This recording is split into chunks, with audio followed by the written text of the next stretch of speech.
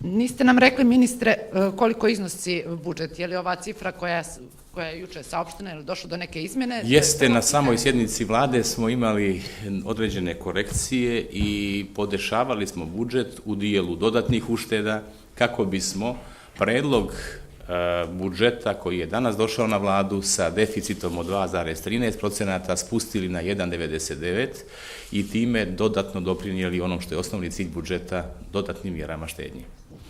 Ukupan iznos je 1,5 milijardi eura. Šta će biti sa platama i penzijama i socijalnim davanjima u 2014. i je li odluka donijeta na sjednici vlade jednoglasno? Dakle, sva primanja, plate, penzije, socijalna davanja bit će uredno servisirani u narednoj godini shodno ovom budžetu, ali shodno realnoj procjeni ostvarenja prihoda, ali i rashodne strane budžeta.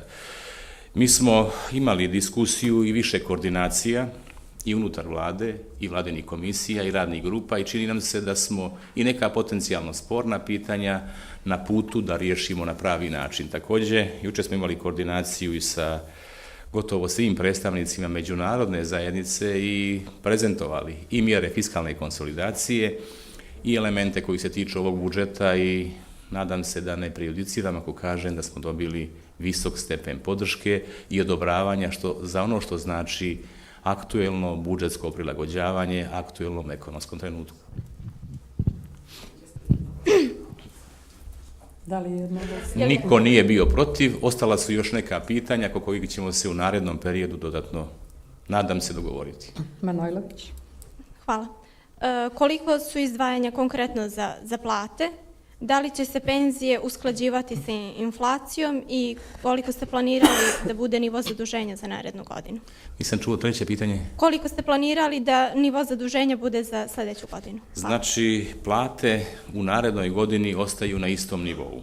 Za penzije, to je mjera o kojoj smo možda najviše vremena proveli, polazeći od toga da veoma dobro razumijemo socijalni položaj najstarije populacije u Crnoj Gori, odnosno posebno onog dijela penzionera sa najnižim primanjima. Radit ćemo u narednih nekoliko mjeseci na analizi kojom ćemo definisati nove, nadam se, nefiskalne izvore snaženja budžeta fonda PIO, ali i nove formule usklađivanja vrijednosti penzije kako bismo sistem imali na većem nivou održivosti u narednom periodu. I moja su očekivanja da ćemo i u tom veoma ozbiljnom poslu imati uspjeha kao i na elementima prilagođavanja po drugim osnovama. Zaduženje je nešto niže nego prošle godine i iznosi 240 milijuna eura. U tom dijelu su i elementi fiskalne rezerve za one elemente koje smo imali u ovoj godini, pa smo riješili, kako to volim da kažem često, ranjivosti prethodnog perioda, ali i to je polazna osnova, čini nam se bolja polazna osnova za naše aktivnosti u dijelu javne potrošnje u narednoj godini. Znači li to dok ne usvojite te nove parametre kada govorimo o penzijama, da se penzije neće usklađivati sa inflacijom? Izvinjavam se, kolege, izvolite, imali još pitanja? Poslanik SDP-a Damir Šehović je ranije danas na sjednici Odbora za ekonomiju rekao da ta partija u Skupštini neće podržati predlog budžeta dok im ne pošaljete operativni plan za naplatu poreskog duga i potpisan memorandum sa Elektroprivredom o izmirenju obaveza koje imaju prema državi. Pa hoćete li mi izaći u susret i očekujete li probleme u Skupštini povodom usvajanja ovog zakona? Hvala. Sva poreska potraživanja se, ako je to objektivno moguće, moraju naplatiti.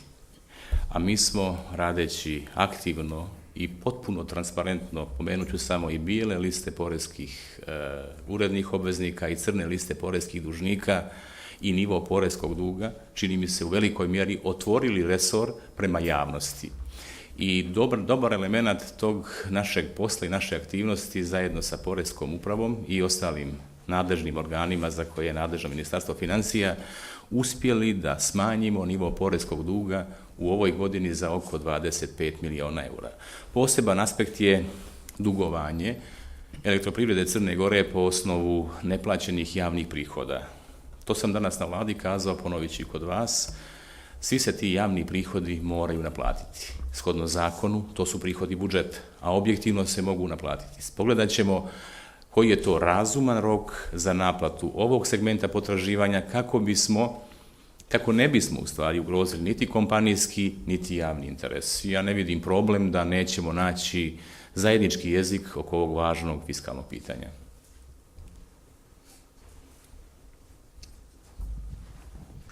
Evo samo jedno pojašnjenje, s obzirom da je već kraj novembra, da li postoji mogućnost da se budžet ne izglasa u decembru, s obzirom da imate to uslovljavanje SDP-a i da li očekujete da će on biti usvojen u Skupštini do kraja godine?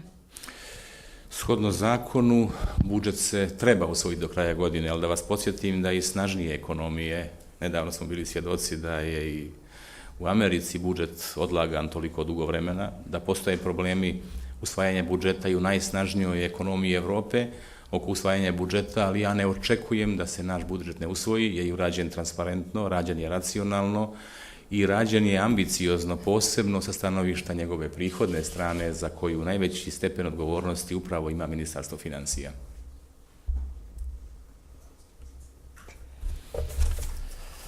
Pojašnjenje još jedno, evo koleginica iz Prosto, pošto su najavili da ste vi jedini ministar, da nam kažete da li je danas bilo možda govora na vladi o izjavi ambasadora Rusije u Srbiji, Čepurina, po pitanju ulaska Crne Gore u NATO? Nisam razumio, vi ste jedini ministar po kom osnovu. Jedini ministar koji će danas da govori, pa prosto morate nam informaciju ako je bilo riječi. Nije bilo govora danas na vladi o tom pitanju.